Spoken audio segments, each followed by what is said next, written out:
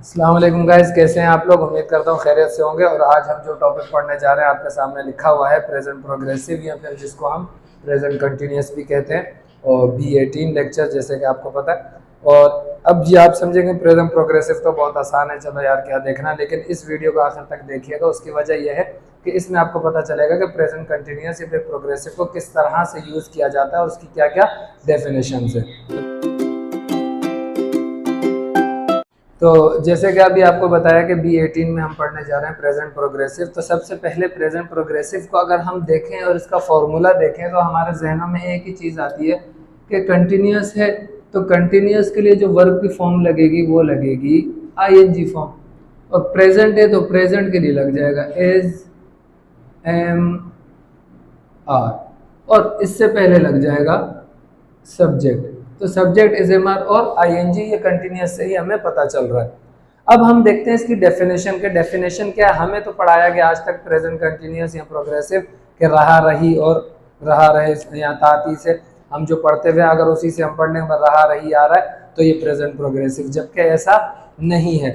आज में हम इसमें 4 पॉइंट डिस्कस करेंगे। सबसे पहली चीज, the action is in progress और गोइंग ऑन राइट नाउ।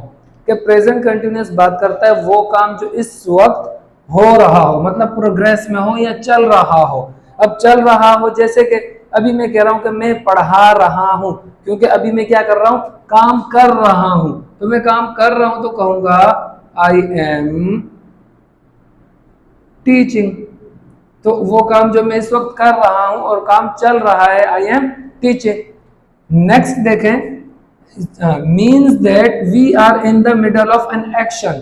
दूसरी यह है कि मतलब present continuous means that we are in the middle of an action, कोई ऐसा काम जिसके बीच में हो, अभी हम बीच में हो। अभी मतलब यह है कि भले मैं उस काम को कर रहा हूं या नहीं कर रहा, वो काम चल रहा है या नहीं चल रहा, लेकिन मिसाल के तौर पे मैं कोई कंस्ट्रक्शन का काम या कलर का काम कर रहा हूँ। कलर का काम करते हुए अब मेरे कपड़ों पे कलर लग गया, सब पे कलर लग गया, और बीच में मैंने क्या किया, वक्फा किया और मैं खाना खा रहा हूँ या चाय वगैरह पी रहा हूँ।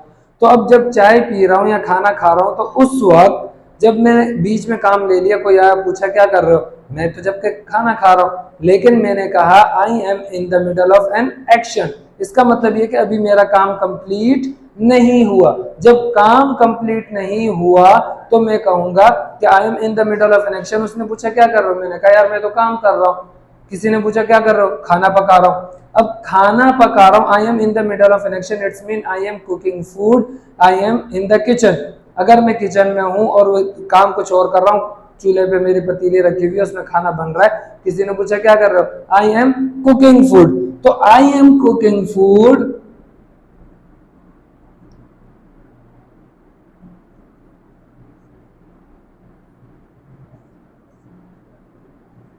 I am cooking food, it means I am in the middle of an action.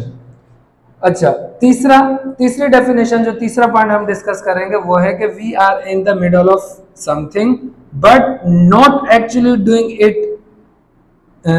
It at the moment of speaking. ऐसा काम जो हम कर तो रहे हो लेकिन उस वक्त में ही कर रहे हो। We are in the middle of something, हम किसी काम के बीच में तो हो, बट नॉट, किस वक्त ना हो, actually doing it at the moment of speaking. जब मैं बोल रहा हूं तब उस काम को मैं नहीं कर रहा। तो उसके लिए हम यूज करते हैं, उसके लिए हम इस्तेमाल करते हैं कि जैसे कि अगर मिसाल के तौर पे मुझसे कोई दोस्त मिला, उसने पूछा यार कहाँ यार आजकल नजर नहीं आ रहे। मैंने कहा यार आई एम बिजी नाउअडेज। क्यों? क्योंकि मैंने कहा कि यार आजकल कंपनी में एक नया प्रोजेक्ट आया हुआ है और मैं उस पर काम कर रहा हूं। मैंने तो कहा कि मैं काम कर रहा हूं एट द राइट, जबकि पहली जो फर्स्ट हमारी डेफिनेशन है इन द प्रोग्रेस और गोइंग ऑन, बट जो थर्ड है उसमें वो खुद बता रहा है, थर्ड डेफिनेशन में बता रहे हैं कि वो काम तो हो रहा हो something but not moment of speaking, उस वक्त नहीं जब मैं बोल रहा हूं। क्योंकि जब मैं उसको बोल रहा हूं उस वक्त तो मैं कंपनी में भी नहीं हूं, अपने ऑफिस में भी नहीं हूँ, अपने जहां पे मेरा काम चल रहा है मैं वहां पर भी नहीं हूँ, बल्कि मैं कहाँ हूँ, आउटसाइड ऑफ ऑफिस हूँ, कहीं बाहर हूँ। और मैं दोस्त से मिला और उसने मुझसे पूछा कर क्या रहे हो, नजर नहीं आ रहा। मैंने कहा मैं तो यार आजकल मसरूफ हूँ। क्या कर रहे हो? मैंने कहा एक प्रोजेक्ट है, उस पर मैं काम कर रहा हूं। तो आई एम, या वो काम आजकल काम कर रहा है, ही इज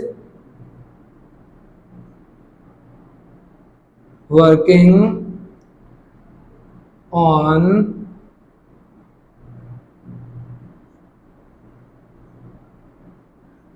न्यू प्रोजेक्ट। तो अब जब उसने कहा कि वो कहाँ है, मैंने कहा कि आजकल वो एक प्रोजेक्ट पर काम कर रहा है। प्रोजेक्ट पर जब काम हो रहा है तो फिर ये बात हुई कि अब वो कह रहा है कि यार क्या, मैंने कहा मैं तो काम कर रहा हूं, जबकि मैं उस वक्त काम नहीं कर रहा। Eight the moment of speaking तो मैं प्रोजेक्ट पे काम नहीं कर रहा, लेकिन मेरा काम चल रहा है। ये हो गया हमारा थर्ड। अब फोर्थ जो हमारा पॉइंट है, फोर्थ पॉइंट में है कि फॉर एन इमीडिएट फ्यूचर, ऐसा फ्यूचर जो कि हम फौरन करने वाले हो। अक्सर आपने देखा कि हम अक्सर कहते हैं कि मैं घर से निकला और कहीं जाने लगा, अम्मी की आवाज आ गई, कहाँ जा रहे हो? मैंने कहा बस आ रहा हूं, जबकि सवाल ये नहीं था कि आ रहे हो कि जा रहे हो। पूछा कहाँ जा रहे हो? मैंने कहा बस मैं आ रहा हूं। तो जब मैंने कहा आ रहा हूं तो उसके लिए यूज करता हूं, क्योंकि इमीडिएट फ्यूचर है, आई एम जस्ट कमिंग, बस आ रहा हूं, I am just coming.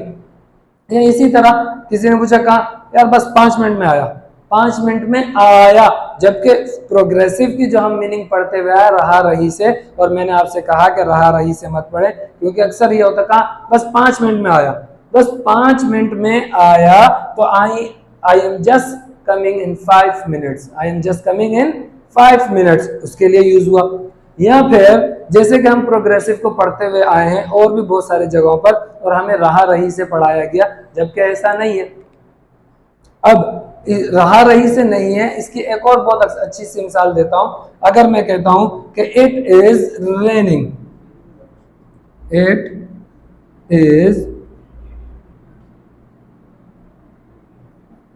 Raining, अगर मैं देखूं इट इज रेनिंग के बारिश हो रही है। अब ये मैं आपको जो एग्जांपल्स दे रहा हूं यहाँ एक्शन के लिए दे रहा हूं कि इट इज रेनिंग। अब अगर हम इसको देखें तो बहुत पहले जब हमने सब्जेक्ट की मीनिंग पढ़ी थी कि सब्जेक्ट होता है काम करने वाला, और मैंने आपको बता चुका हूं और आप लोग को बताया हुआ है कि सब्जेक्ट काम करने वाला नहीं होता। तो इसी तरह यहाँ पर भी ऐसा ही है कि जब पहले ये था कि जब हमें सब्जेक्ट काम करने वाला, उस वक्त हम सब्जेक्ट को एज्यूम कर लेते थे कि अब यहाँ पे क्योंकि रेन तो खुद वर्ब है, तो यहाँ पे हमने फिर एक सब्जेक्ट को लगाया और इट को लगाने के बाद हमने कह दिया कि इट इज रेनिंग। बाद में सब्जेक्ट की जो डेफिनेशन है वो मॉडिफाई हुई, और मॉडिफाई होने के बाद सब्जेक्ट की जो मीनिंग निकली वो थी कि what is sentence about. Subject की मीनिंग क्या है? What is sentence about. Subject का मतलब ये नहीं है कि काम करने वाला। असल में जो ये सेंटेंस था वो सेंटेंस ऐसे था कुछ, the rain is falling, the rain is falling. अगर अब आप देखें, आप तो बोलेंगे फॉल का माना है गिरना, तो क्या बारिश गिर रही है? नहीं, फॉल का दूसरा मतलब है होना। जैसे कि द रेन इज फॉलिंग, बारिश हो रही है। इसकी एक बहुत अच्छी सी मैं आपको एग्जांपल दूं, और जो अक्सर बोला जाता है कि I have fall in love, तो इसका क्या मतलब है कि मैं प्यार में गिर गया? प्यार में गिर नहीं गया, इसका मतलब है प्यार हो गया। तो फॉल का मतलब होना है, होना भी है, और इसी तरह यहाँ पर भी फॉल का मतलब है होना। तो यहाँ पर जो मीनिंग निकाली गई है फॉल की वो है होना। अब हम बात करते हैं कुछ ऐसे वर्ब जिनको हम स्टेटिव वर्ब कहते हैं, जो स्टेटिव वर्ब कहलाते हैं। और स्टेटिव वर्ब क्या होते हैं वो मैं आपको बताता हूँ और मैं आपको समझाता हूँ। तो मुझे लगता है कि आज के लिए इतना काफी है। इंशाल्लाह हम पार्ट 2 में पढ़ेंगे प्रेजेंट प्रोग्रेसिव के कि स्टेटिव वर्ब क्या होते हैं और स्टेटिव वर्ब की क्या मीनिंग निकलती है और स्टेटिव वर्ब किस तरह से हम यूज करते हैं। अगर आपको ये समझ में आया हो तो वीडियो को लाइक और कमेंट और शेयर जरूर करिएगा। और अगर आपको नहीं समझ में आया, कोई आपका सवाल है, कोई क्यूरी रह गई है, तो फिर आप मुझसे कमेंट में पूछ सकते हैं। तो मिलते हैं इंशाल्लाह बहुत जल्द B19 में। Thank you very much.